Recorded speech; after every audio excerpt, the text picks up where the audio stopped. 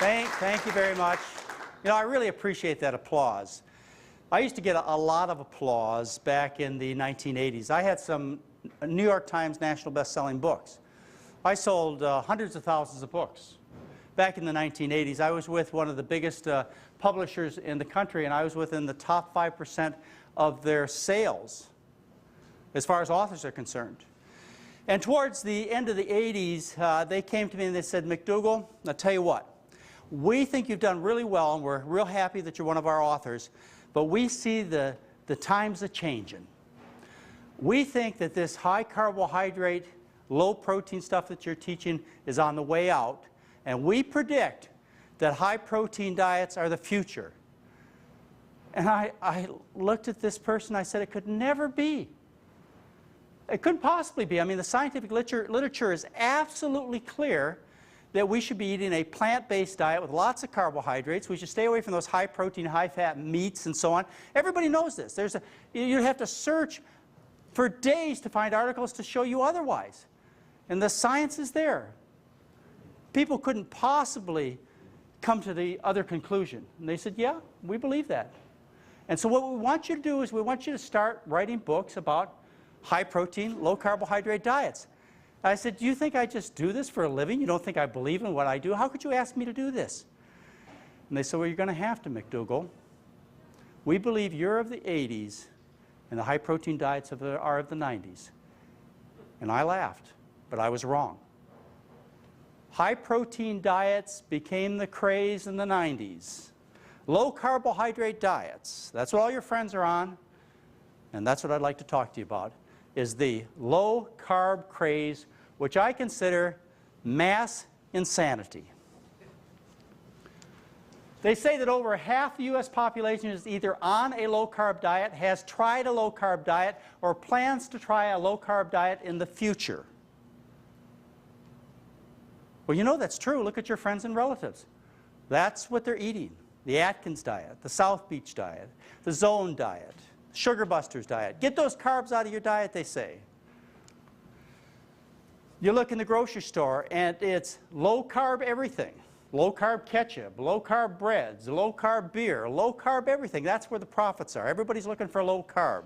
Even in the restaurants, they have low-carb items on the menu. I think the farthest this has been carried is by TGIF Fridays. They have an Atkins-approved menu, and they advertise sizzling New York steak with blue cheese and a bunless burger. They'll leave the buns in the kitchen and leave the ketchup off for you so that you can eat this low-carb diet. And I guess that would be okay, except in some of their materials that they had on their website, they made a statement that I really believe steps far beyond just the suggestion you should eat this kind of diet to lose weight. This is what they said.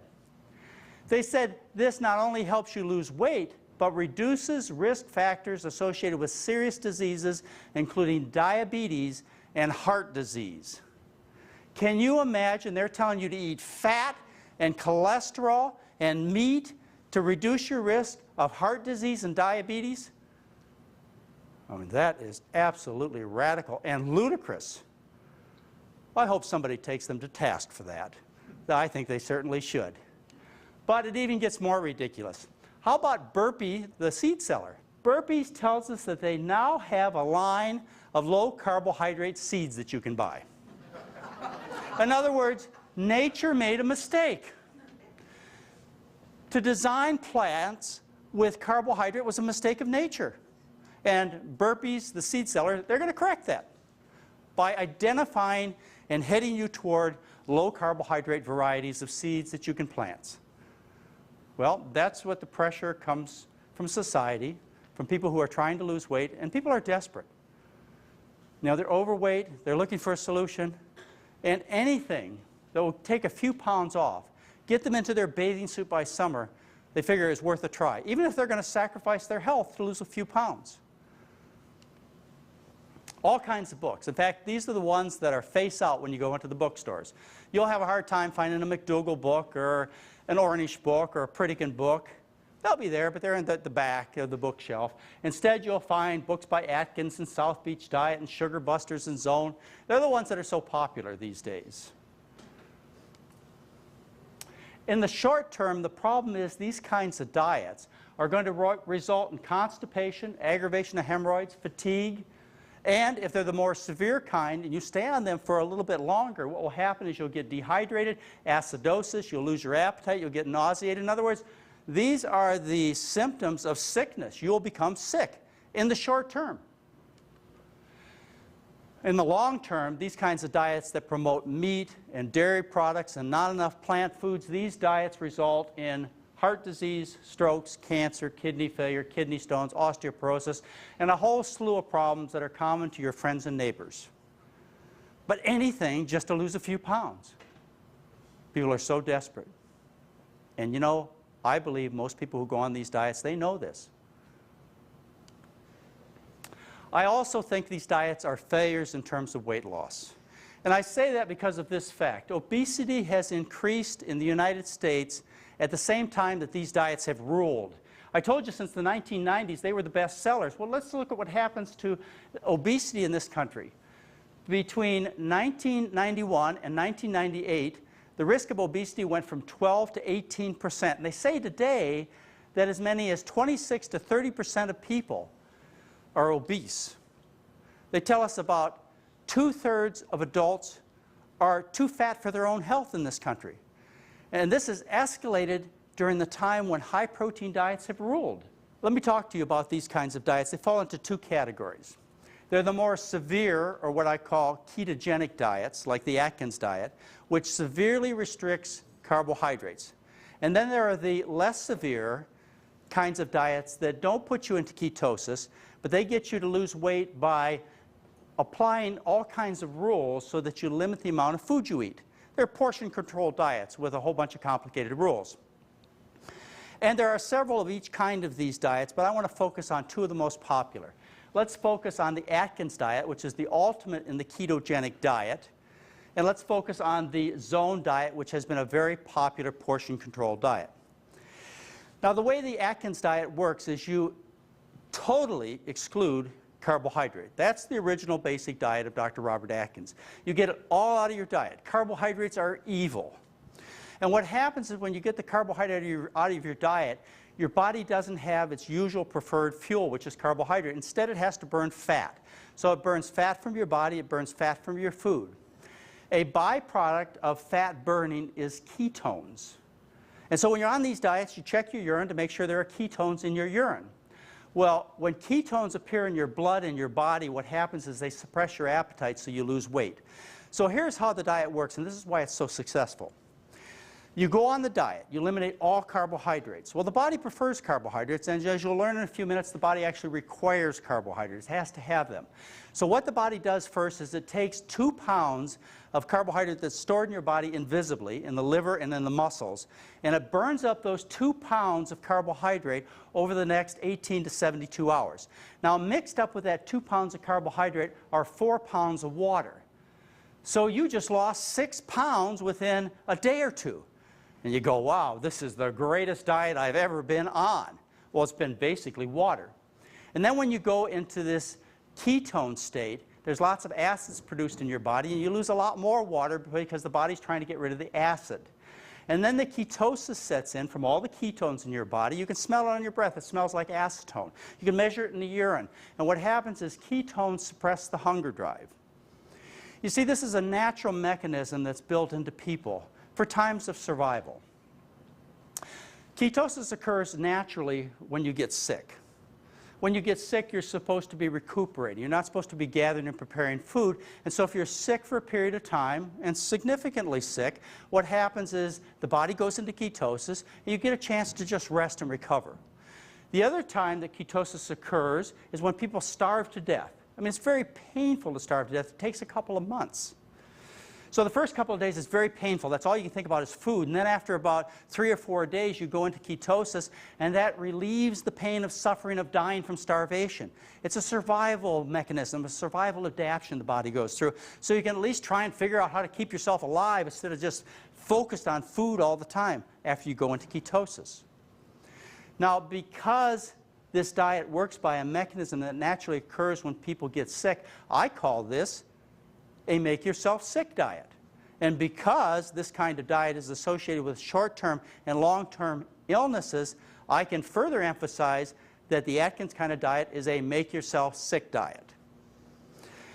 Now, the kind of diet like the Zone, what they do is they introduce complicated rules that you have to follow.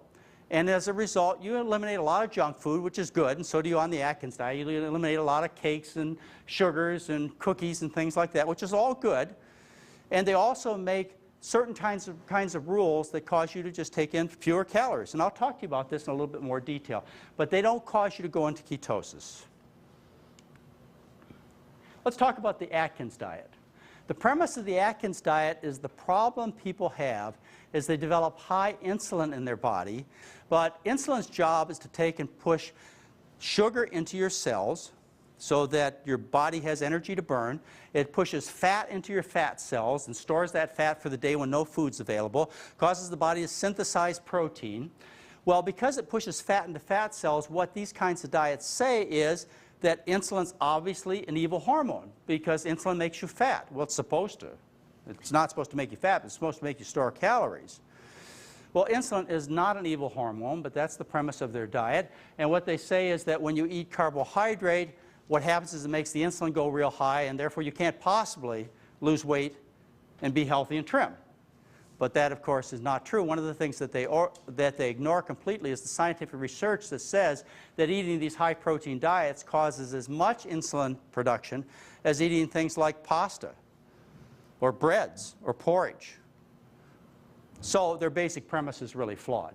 The solution to the problem, according to them, is to get all the carbohydrate out of the diet, which is supposed to get the insulin down, which it really doesn't do. And what really works is they develop ketosis and they lose their appetite, as I just told you.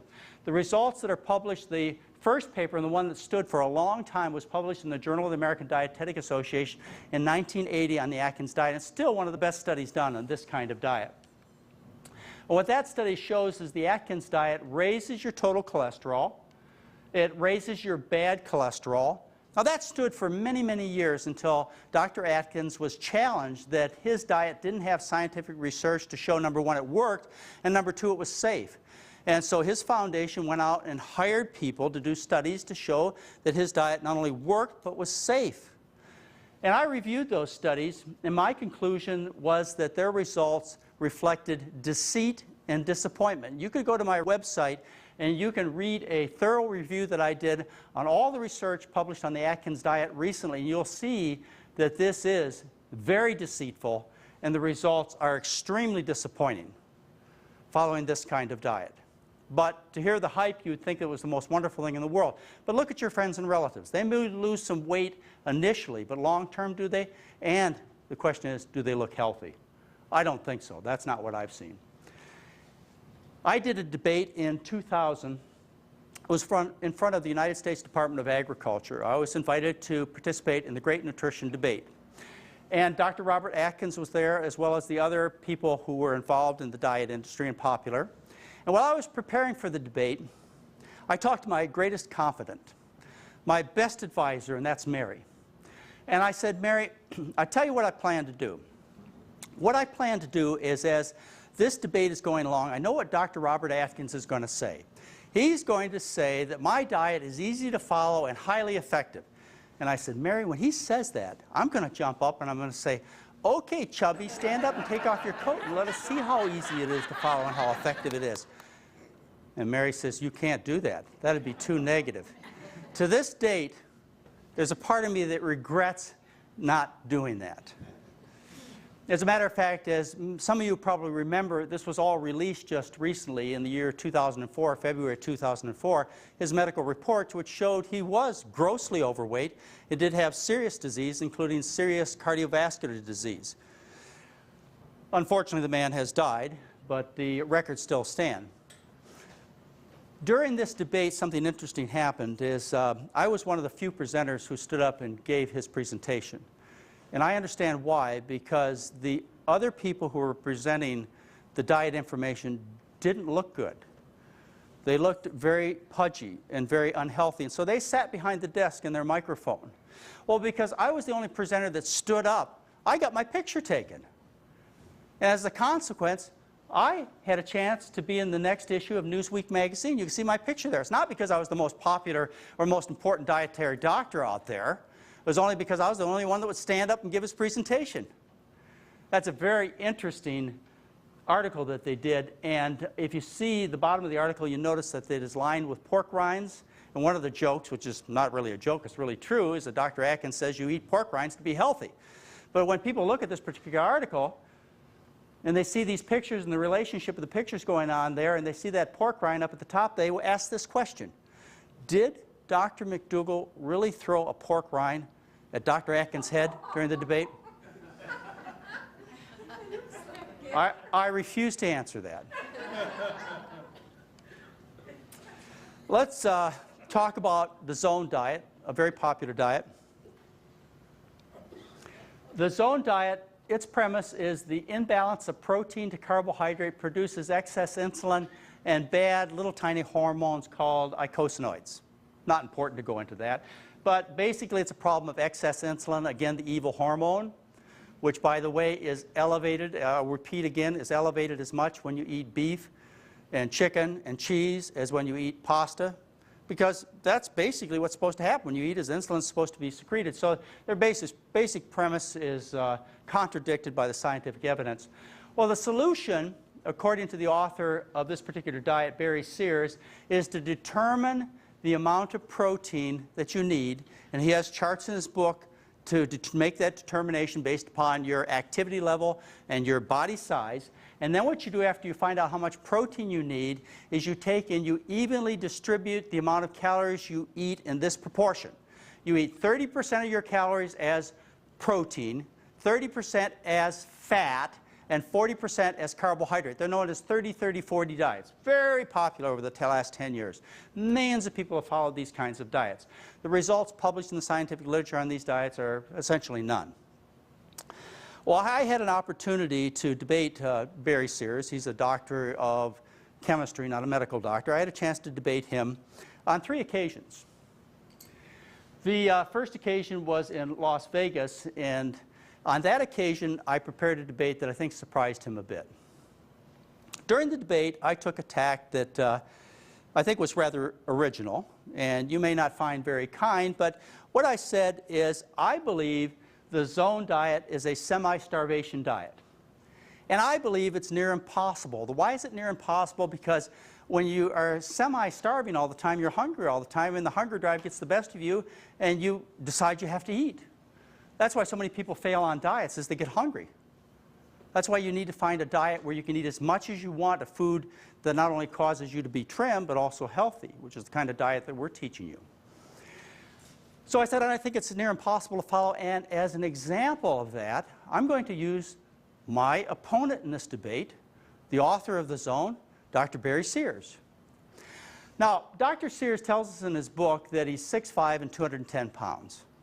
Well, my guess is he weighed a lot more than 210 pounds when he was facing me on that stage in Las Vegas, but let's let that go aside.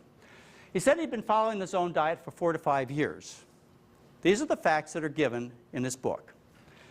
The diet is 30% protein, 30% fat, and 40% carbohydrate. And according to the charts in his book and his statements, based upon his size, his activity level, he eats 100 grams of protein a day. Now, please follow the math.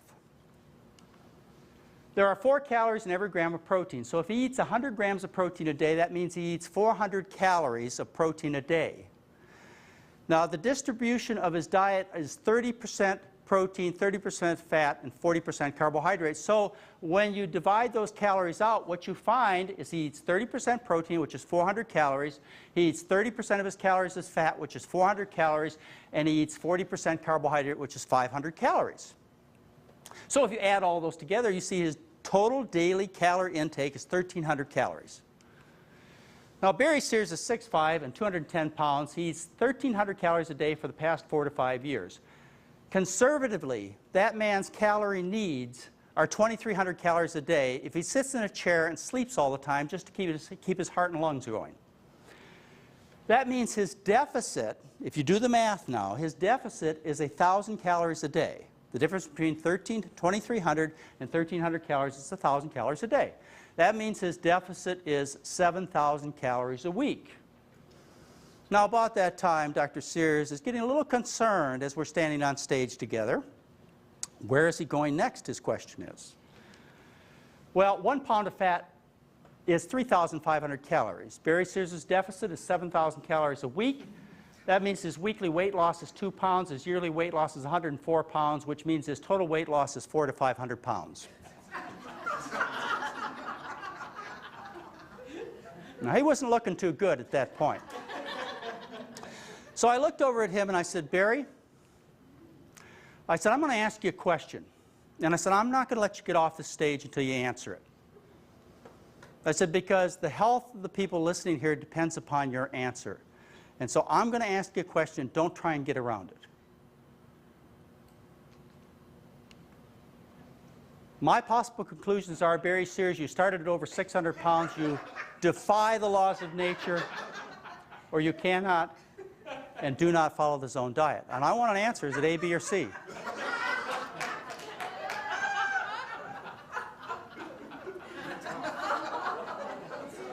This was not a pleasant moment for the man. So he squirmed and wiggled and tried to refuse to answer, and he finally did answer. At the end of the debate, he basically said, I don't follow the diet. I can't possibly. The math is right there. Wow. Yeah. So we had 3 debates scheduled. The next one was scheduled in Boston a couple months later. And I decided that I had to figure out what was going on. And by the way, I prepare very well when I meet somebody in a debate. You can count on it. I know everything I can about this person, everything scientifically. I know about their personal life. I know everything I can about them, because I'm not going to stand up there on stage and not be prepared. Not just because I care about my personal appearance on stage and how I come across, but I figure I have an obligation to you folks. How else are you going to tell who's telling the truth unless you have somebody stand up and question what's going on? And so with that obligation in mind, I make great preparation. So we have this debate scheduled in Boston. And I said, now where is this man going to go? What could he possibly do? Because he knows I'm going to go through the same kind of discussion, the same scenario, the same math, and he's got to answer me. So I knew he was interested in good fats. So what I figured is he's going to tell me he doesn't eat 2,300 calories a day. Or excuse me, he doesn't eat 1,300 calories a day. He eats 2,300 or more, and what he does is he makes up for it with good fats. And so I went out and I bought myself a bottle of olive oil. And I calculated for him to make up that deficit, he would have to raise his fat intake of his diet to 65%. He would have to eat 12.5 tablespoons of olive oil, which is 5.5 ounces of olive oil. And I bought this bottle of olive oil. And when he got to the point of his presentation where he told the folks in the audience, 2,000 people in Boston, listening to his presentation, he said, well, Dr. McDougall, you are right. Obviously, I couldn't just eat 1,300 calories a day. I make it up with good fats, and you would too if you knew how important they were in your diet. And I said, well, Barry, that's pretty neat. Guess what? I just brought you a bottle of good fat, olive oil. It's 5.5 ounces, which you're going to have to consume every day to make up for that calorie deficit. I said, here's the bottle. Would you like to drink this for us? I said, I think you'd find it very disgusting if you didn't get sick right here on stage. Well, I have to tell you, the moderator of the debate was not very happy with my technique. He thought I was actually cruel. And so something interesting happened, and that is the technician dropped my slides. That's back when we used slides. And I said, well, my slides, I can't go on.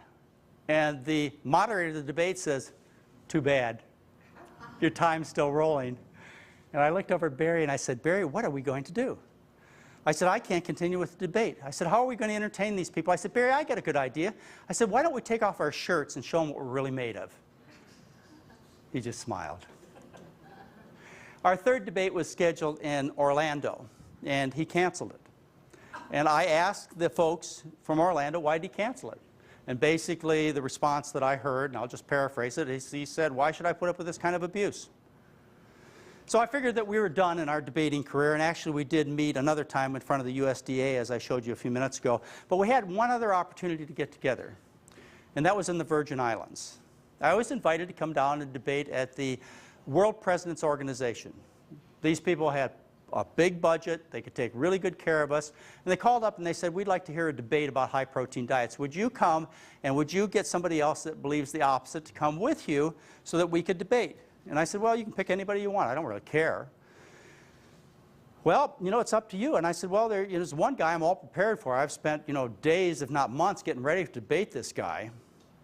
I said, but I don't think he'll come. Well, they asked Barry Sears, Dr. Sears, if he'd come, and he agreed. I guess the temptation was great. So we had this debate scheduled, and I thought, no, you know, this man knows exactly what I'm going to do. Where is he going to go next? At about that time, he had a new book out called The Zone Anti-Aging Diet. And he talked about the way to prevent aging is you don't eat very many calories. And this is based on work that shows if you take animals and restrict their calorie intake, what happens is that these animals live longer. This is a mechanism for species survival. If you don't have enough food, if you can live longer, increase your reproductive time of the species, then you have a better chance that the species will survive. So his idea, as it has been for many other people, is just to eat less calories, and therefore you're going to live longer. And so he had this new anti-aging zone book out.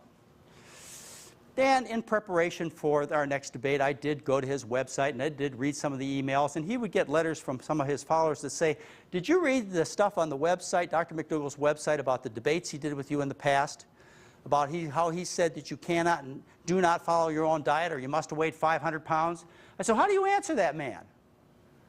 And Barry says, you know, if Dr. McDougall was a little smarter about things, he'd know that it really is wise to eat a low-calorie diet because you'll live longer. And so really, I only do eat 1,300 calories a day. And I thought, oh boy, where are we going now? He only eats 1,300 calories a day. How am I going to deal with this? So we went through the first two arguments about how he cannot and does not follow his diet, how he has to eat 1,300 calories a day, and how he tells me, through the same scenario, that really does is eat an extra 5.5 ounces of olive oil, I expected him to say. But he couldn't go there because I would challenge him, you couldn't really drink that much olive oil. So I waited and expected his response to be based on his new book. And I prepared too, I'll have to say. I prepared the following. It's based on a story that happened to me when I lived in Hawaii. When I lived in Hawaii, there was a health food advocate who was known as a breatharian. Now, a breatharian lives off air. They don't drink water, they don't eat food, they get everything from the air. Now, unfortunately, our breatharian was caught sneaking down to 7-Eleven buying Snickers bars and Hostess Twinkies. And that was reported in the paper. So in preparation for my next meeting with Dr. Barry Sears, I put together this newspaper headline. I put together a headline that says a breatharian was caught eating hamburgers and candy bars. And I asked Barry Sears, if you live on 1,300 calories a day, is it possible now that the zone diet is an air diet? Maybe you become a breatharian? I said, because if you weren't active, you'd burn 2,400 calories a day just sitting, and with any activity, you'd burn 2,700 calories a day. How do you make up these calories? How do you make up that deficit? Well, that's the last time we've gotten together. He's a very nice man, very intelligent man, but I think he's fooled people with his dietary approach, and unfortunately kept them from the kind of diet that they really need to follow to get the health and personal appearance, long-term personal appearance that they deserve, as I feel about the other folks who recommend these low-carbohydrate, high-protein, high-fat diets. Let me tell you a little bit about the wonders of carbohydrate. Your friends will tell you, as so will these diet gurus, that carbohydrates are bad for you. They're evil. Don't eat rice, turns to sugar, makes you fat. And so what are you going to say? Well, up till now, you may not have known what to say, but when I finish, you'll know exactly what to say. And you'll never have anybody threaten you with that kind of statement ever again, because you'll be armed with correct and easy to understand information. Calories are provided by carbohydrates, fat, and protein. Carbohydrate is the primary preferred fuel of the body.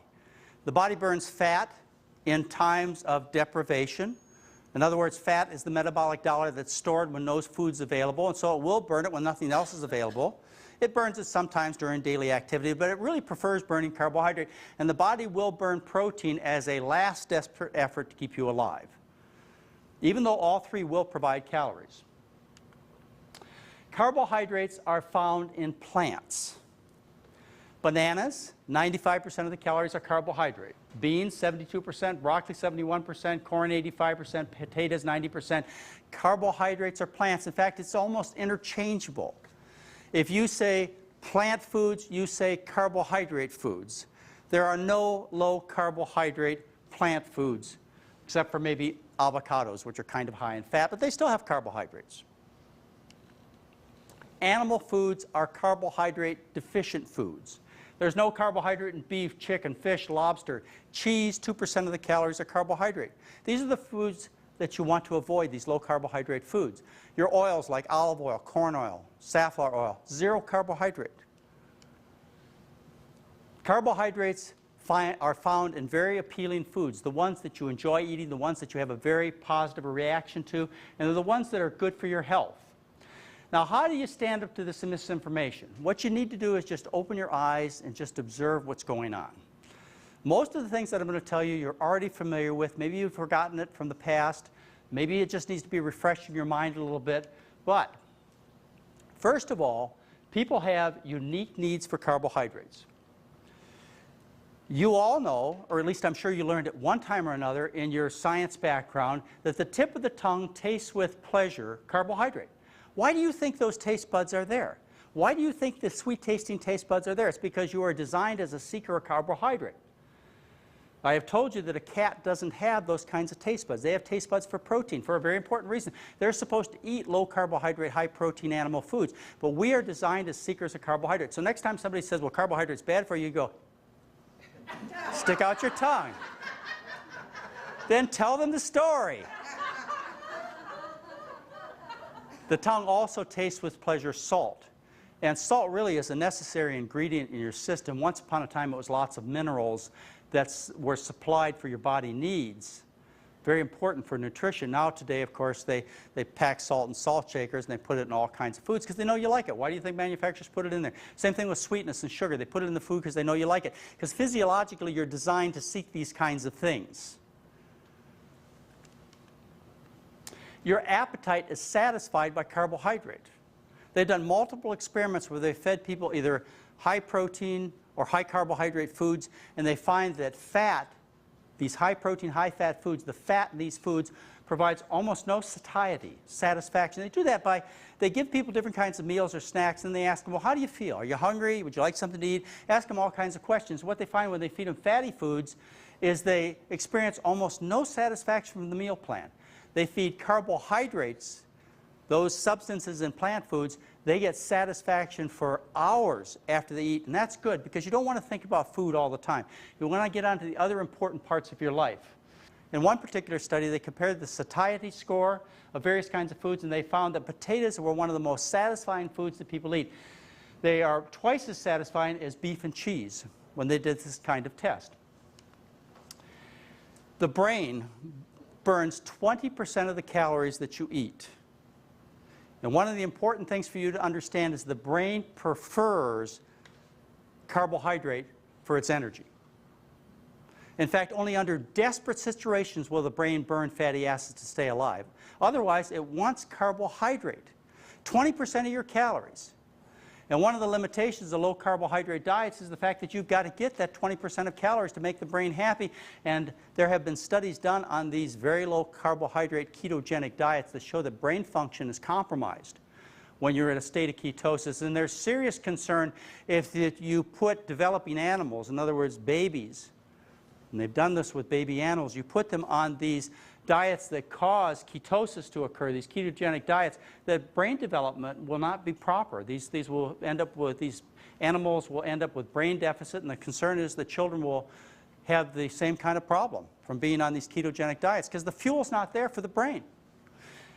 And then there are cells in the body that won't burn anything else but carbohydrate, like your red blood cells. They absolutely have to have carbohydrate. Kidney cells, certain kidney cells are the same way. They must have carbohydrate. So what happens when you eat one of these bizarre diets that has no carbohydrate in it, or you don't eat at all for a period of time?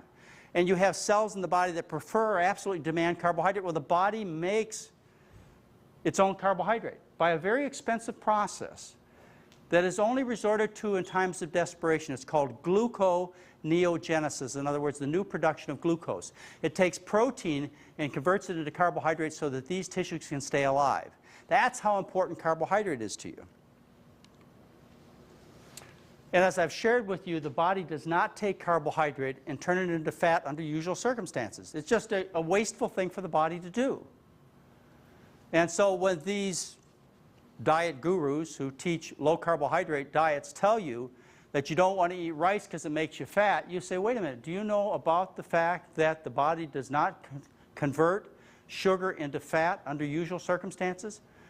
And then spring the word on them. Do you know about de novo lipogenesis? You'll get them thinking twice after that one. There are three things about carbohydrate that cause you to lose weight effortlessly.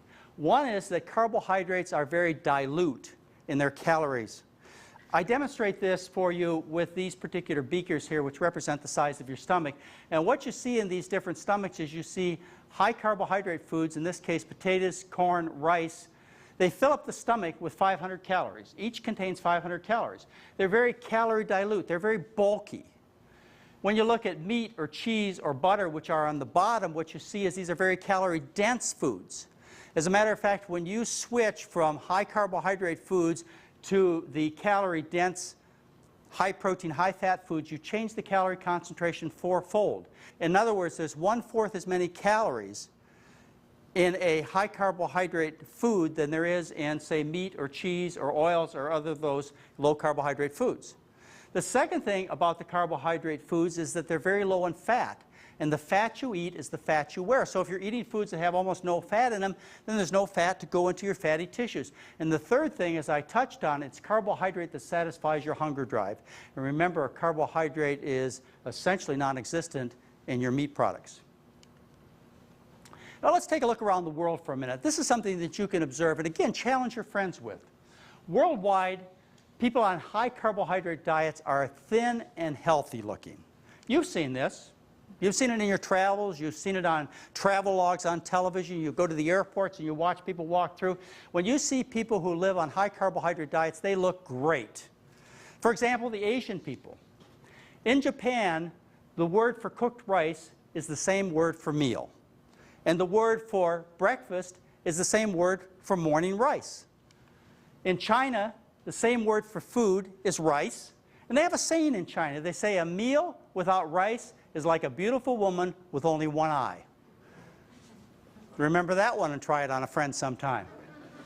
And in China, instead of saying, hello, how are you? They say, have you had your rice today? In India, the first food cooked by a new bride for her husband is rice. And in Indonesia, you can't get married until you know how to skillfully prepare rice. Now, how could that food be so bad when it supports more than 1 billion people in excellent health who are more active, younger looking, trimmer than the people who eat a low rice diet, who avoid the diseases that are common to the people who eat a diet that's high in protein, high in fat, and low in carbohydrate? And that's what you see when you look around the world. You can pick many, many countries.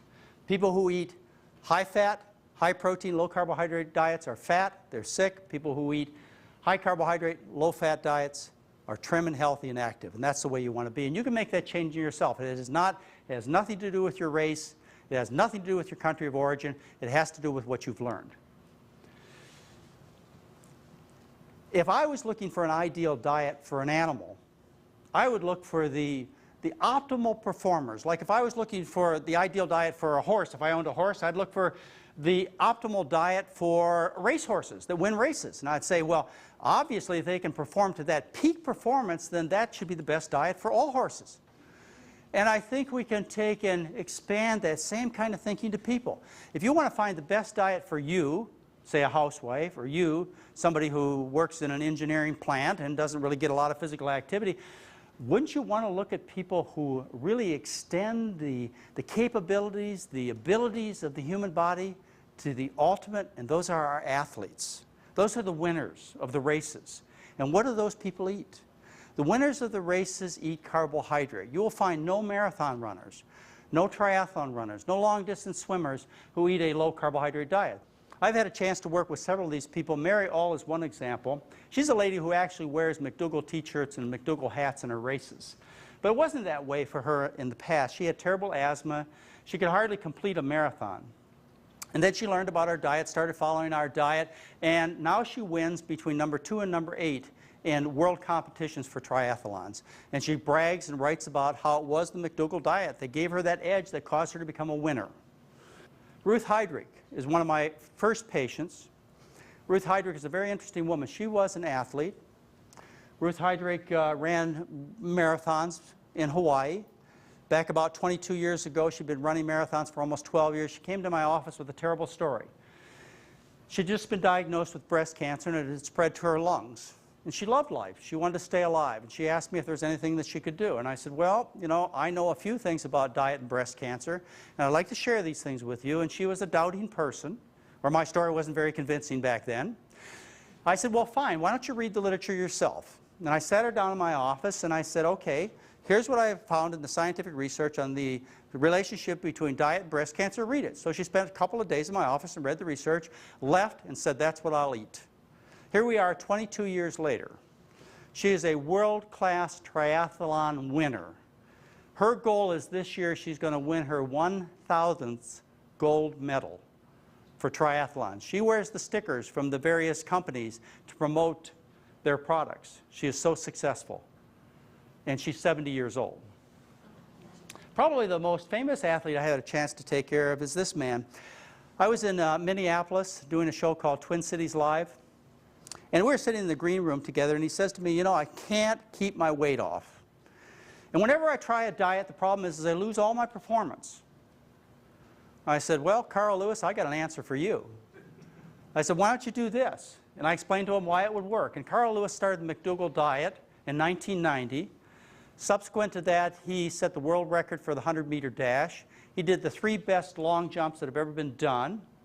He won 3 gold medals, and he tells people that when he followed the McDougall diet, a pure low-fat vegan diet, it was the best performance of all of his career. And it's kind of interesting, still to this day, he follows the diet. He just put out a cookbook called Very Vegetarian, and in the introduction, he mentions where he learned the diet, from Dr. McDougall. Let's take a look at the opposite extreme. They did a test on the Canadian Army. They did it during World War II. There's a ration that the Army gets. It's called pemmican. And it's 70% fat and 30% protein, very similar to the Atkins diet. And what they did is they asked them to eat the diet, and then they observed them. And what they found is they were incapacitated within 3 days. They complained of nausea and vomiting. On the 4th day, the doctors examined the soldiers. They found them listless, dehydrated, with drawn faces, sunken eyes. Their breath smelled of acetone, that's the ketosis, and they could not perform their duties. And they put them back on carbohydrates, and their function returned. How about religious teachings? What do they tell us that we ought to eat? They tell us we should eat a plant-based diet. For example, in Genesis, you have, God said, behold, I have given you every plant-yielding seed that is on the surface of all the earth, and every tree which has fruit-yielding seed, and it shall be your food. The Mormon doctrine, all grain is ordained for use of man and of beasts, and these, speaking of the meats, hath God made for the use of man only in times of famine and excess hunger. Mormon Doctrine 89. This one from the Hindus is kind of interesting and also threatening. Karmic consequences by involving oneself in the cycle of inflicting injury, pain, and death, even indirectly by eating other creatures, one must in the future experience in equal measure the suffering caused. Now, if that's not a threat for you, I don't know what couldn't be.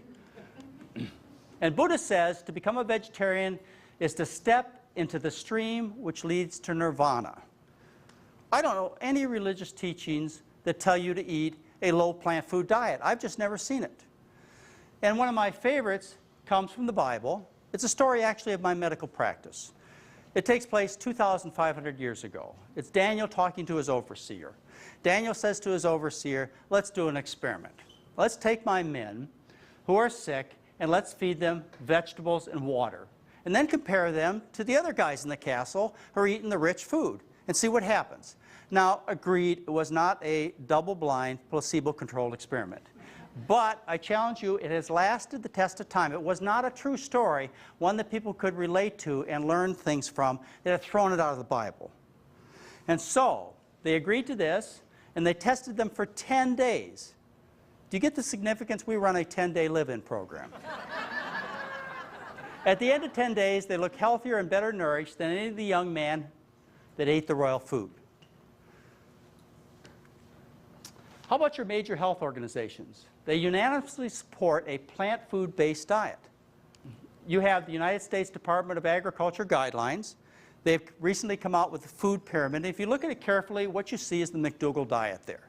You see they have a base of starches. The next tier up is fruits and vegetables. And then they tell you you can have some meat and dairy products. Then at the top, the very tip of the pyramid, they tell you you can eat almost anything. Well, that's to placate industry and also their own personal eating habits. If you want the truth based on the research, what you do is you take the top of the pyramid, you lop it off, and you have what I call the McDougall trapezoid, a starch-based diet with fruits and vegetables. The World Health Organization says eat a nutritious diet based on a variety of foods originating mainly in plants rather than animals. The American Cancer Society, eat a variety of healthful foods with an emphasis on plant sources. Limit consumption of red meats, especially those high in fat and those that are processed. And even the dietitians, they're also on the proper road to good nutrition and advice.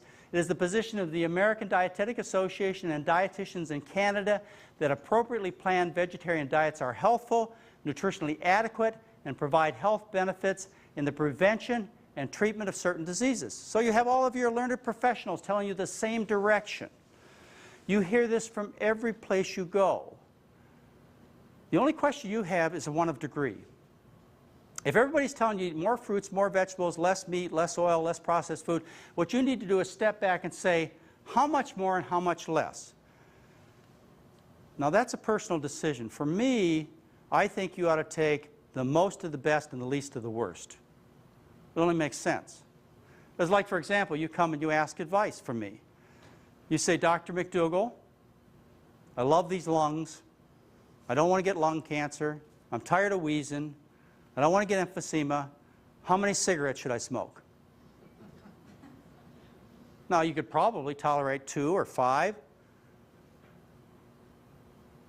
But there's only one good answer a good doctor would give you, right? It's the same thing with the food. If somebody tells you the plant foods are good for you and these animal foods are bad for you, what's the only responsible advice you ought to be getting from health professionals? This is what you need to do. Now, what you choose to do is an entirely different issue. It never bothers me if people have the correct information and then they choose to live a little bit more dangerously. That's your life. But to give you the incorrect information, that's wrong. And we have the knowledge. The science is there to offer people correct information. It's just contaminated by money, by egos, by previous eating habits of the people who are forming the policies. That's the problem. Carbohydrate foods provide excellent nutrition for people. They're the ideal food for people. Let me tell you how ideal they are in their simplest form. You can survive on potatoes alone. In fact, there have been populations of people at the turn of the 19th century in Poland and Russia where their entire nutrition came from potatoes.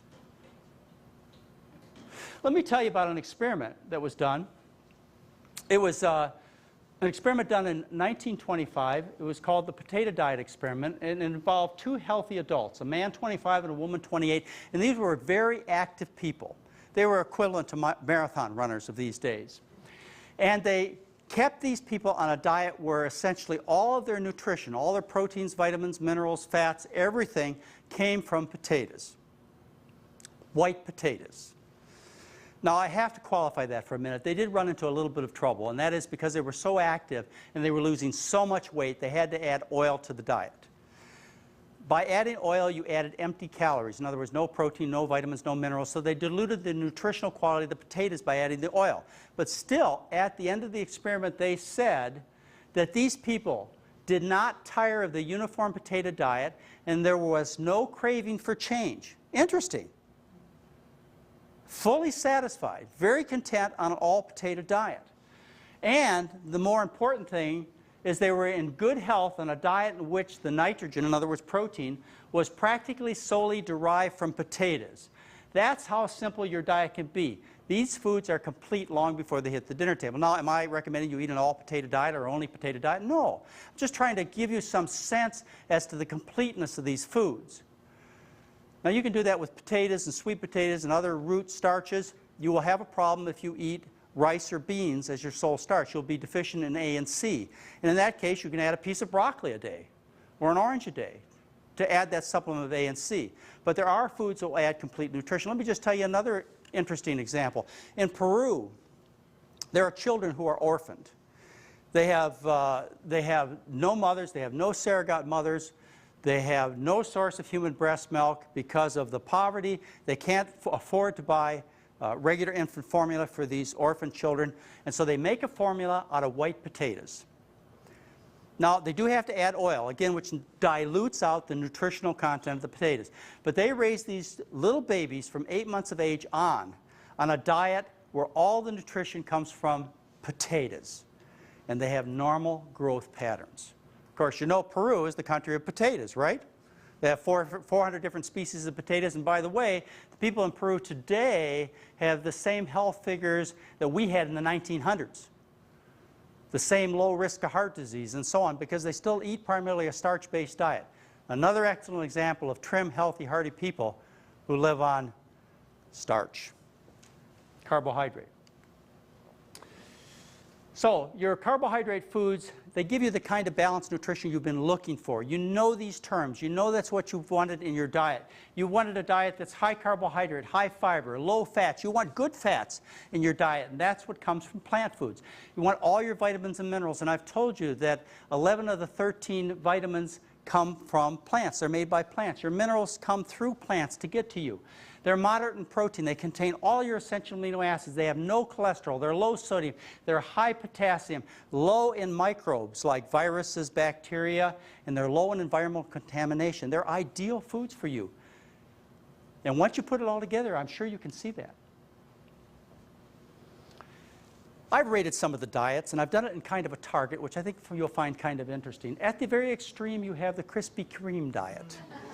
But I have to point out that the human body is so strong that it will survive for a period of time on Krispy Kreme donuts and colas. And it lives. But that's about the worst you can get. And as you move into these low carbohydrate, high protein diets, and then you get to the well-balanced American diet, and then you move into diets that are similar to the one I recommend, which is the Kempner diet from Duke University, where they did all the things that I'm teaching you about. They did it back in the 40s and 50s. Essentially, everything I'm sharing with you has been published in the scientific literature by 1955. The decrease in blood pressure, cholesterol, the decrease in heart size, the improvement in heart function.